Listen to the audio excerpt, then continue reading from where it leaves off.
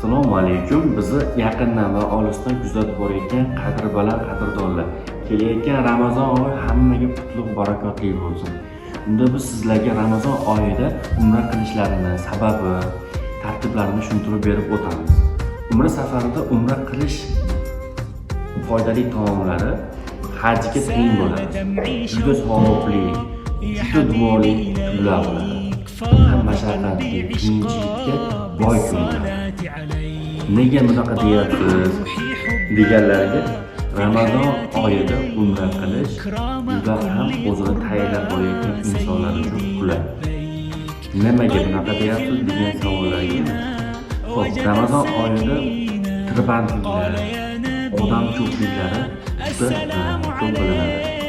Aynan Ramazon oyida siz o'ylagan darajadan ham odamlar ko'payadi. Probkalar bo'ladi, ziyoratlar bo'lmaydi. Faqat ibodat bo'ladi. Madina-i Munavvarda va Makka-i Mukarramada ziyorat joylariga olib chiqilmaydi.